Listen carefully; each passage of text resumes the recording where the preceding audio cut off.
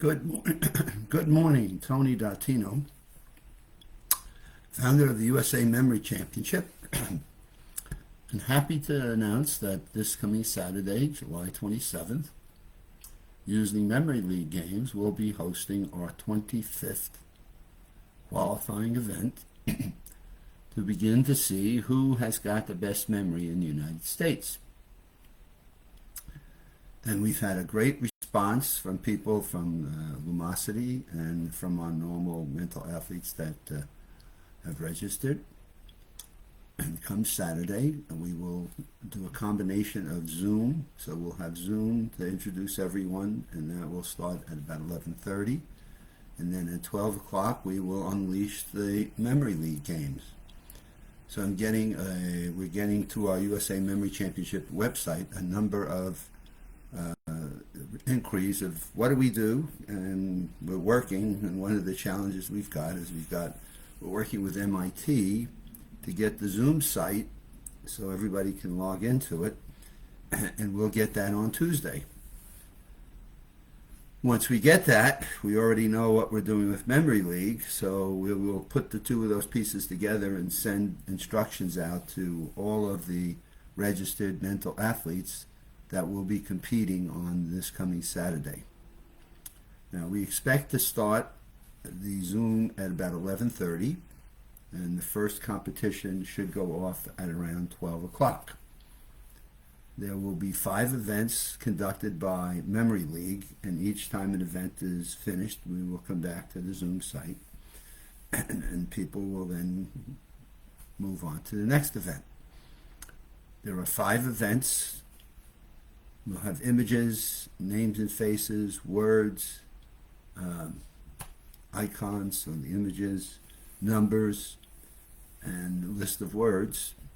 So they'll have 5 different events. They'll get scoring on each of those. We get those scores back from Memory League, and we put them into a composite worksheet. And the top 12 people with 2 alternates get invited to the USA Memory Championship live event that we'll be doing at Full Sail University in Winter Park, Florida, on September 28th. And Full Sail has been wonderful. They've got a studio there. It's almost like a TV station room, which it is. It's actually, this is how they teach their students to be so proficient at what they do when they go into the broadcasting world. And they just provide an outstanding job of getting the recordings of the actual competition, which will be September 28th. That then gets edited and broadcast to the world on YouTube the next day, which would be September 29th. So that's the process that we're beginning to go through. We've got a great representation this year, and we're excited about the competition, as we always are, but being our 25th, this is a little bit special. And so in November, on the 10th, MIT is looking to host a day of the champions. So we're inviting the champions of prior events, including this year's event, to compete of all of our champions, who's the champion of champions, which we'll be doing up at MIT in Cambridge, Massachusetts in November. So it's the last 5 months of this year are going to be fairly exciting for us, and I am still amazed at how many people I get to talk with have never heard of this, which is amazing because we've been on television, we've been on CBS, and we've been on ABC and NBC, and God, we've been in the New York Times and the New York Post. I mean, we've been in lots of media, and yet people don't focus on memory as a skill, and therefore to see who's got the best memory that has learned the skills and wishes to apply those skills and then demonstrate them in a competition is amazing. As I've always said, I believe that the people that enter this competition are the true winners in life because they're doing something that most people are either afraid of, they're worried about losing their memory with Alzheimer's and dementia and different disorders of cognitive fitness. They worry about it, but they don't do much about it. Or they don't do much about it because they don't realize there are things that you can learn and there are skills that you can practice that can actually help improve your memory regardless of your age. And we've had people at all ages, from as young as 13, which is what our minimum is, to as old as a 72-year-old woman, that have actually proven that with skills they can improve their memory, with learning what the skills are. So learning what, first, believing that you can. Second, learning what the skills are. Third is then utilizing them and practicing those skills. You're actually able to demonstrate that improvement over a period of time.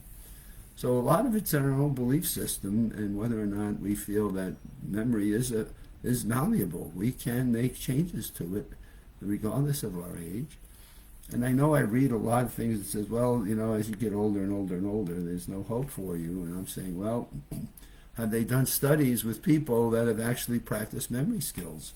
They've actually used them. It'd be interesting to see mental athletes 25 years from now even, to see where they are in terms of their life and their brain. And it's almost like we've had 25 years of a study group of people that would have been great to put into a national database and track their progress, especially for those that have continued to use those skills in their daily lives. So it's been crazy. I'm still frustrated sometimes when I read these studies and wonder with the purpose of the Memory Championship to prove to people in our country that there are things you could do to learn how to improve your memory, such as how do you improve remembering names and faces. How many people I've said, oh my goodness, I can't remember anybody 5 minutes after I met them. Well, have you ever learned how your brain may improve doing that? God, I can't remember a number, an address, or street address, or how much is in my bank account. I mean, have you ever learned how numbers that were important to you in your life, you can improve those? And what I find fascinating about a lot of this is people say, well, gee, why do I need to do that? I don't need to do that anymore. I've got my cell phone. And I can just take my cell phone and I can just, key into it and do anything that I want. And bingo, I've got what I need. So why do I need to remember it? So there's a study in itself, to me. Is this the dumbing down of people? Or are there really skills that you can help? And is this dumbing it down? God, I think of it as directions.